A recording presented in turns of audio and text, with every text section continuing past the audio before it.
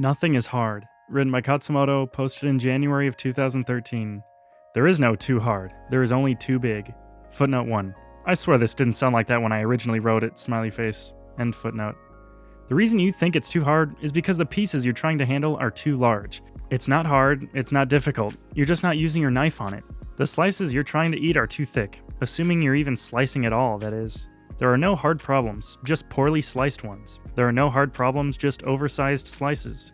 You think too big, you make it hard. You need smaller slices. You don't necessarily need to change the problem or the question, although that might help from time to time. Just cut the slices smaller. So small that you're embarrassed. So small that you kinda hate yourself. So small that it's almost self-condescension, and you're a baby and you suck at eating, and so you need mommy to cut up your food for you. And you do suck at eating, but that doesn't mean that you have to starve. Think about it. The bigger an explosion you want to make, the smaller you need to think. SRS didn't change kanji, it just cut up kanji memorization into smaller pieces, and then fed those small pieces to you, like a father to his child. My bath-taking homeboy, Archimedes, wanted a massive lever to move the world with. Footnote 2. This is a sort of thing up with which you shall no longer put... yeah. I low. Narrator's note, I have no idea what this means. There's a link to a YouTube video that's no longer there, so hopefully you understand this reference because I don't. End note. End footnote.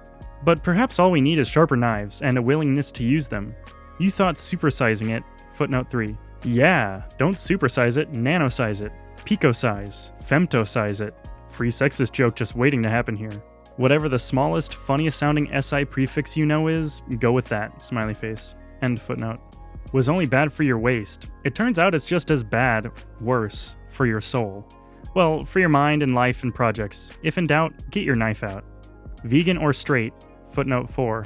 You know you like it when I tease you, smiley face. End footnote. We would think it cruel, revolting, and unwieldy to eat animals. Well, mammals and birds, say, by just biting into them while they're still alive. People simply don't go around biting into poor little live cows and lambs and chickens, let alone attempt to swallow them whole. The idea is so abhorrent to us that the thought has never even crossed our minds. Animal foods are cut, flavored, and even renamed to the point that they just look and taste nothing like the original living creature. There is a lesson here for the attentive.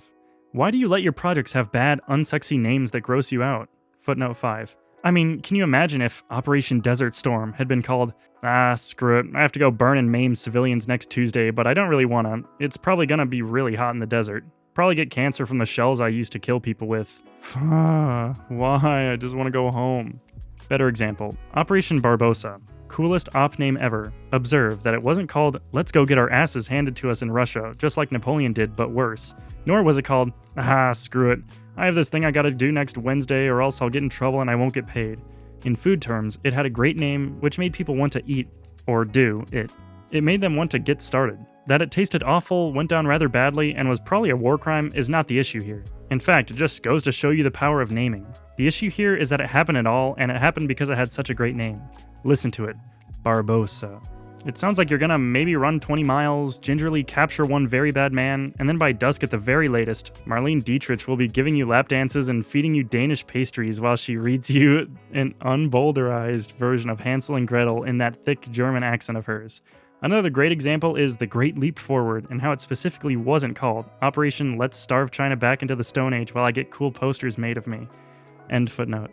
Why do you try to eat them alive with you and them kicking and screaming and blood and suffering for all involved? Footnote 6. Like, what if sausages weren't called sausages, and instead we all just played back the dying, and I'm told eerily human-like, screams of a pig every time we wanted to talk about them?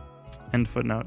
Why don't you cut them into appetizing slices? Why do you leave them so bland? Why don't you flavor them, make them taste sweet and savory?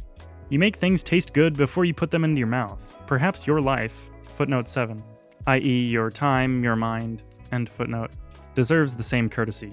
Footnote 8. I'm paraphrasing Richard Bandler here. His wording was much punchier and went something like, you don't defecate into your food before eating it, so why defecate into your life before living it? End footnote and end article.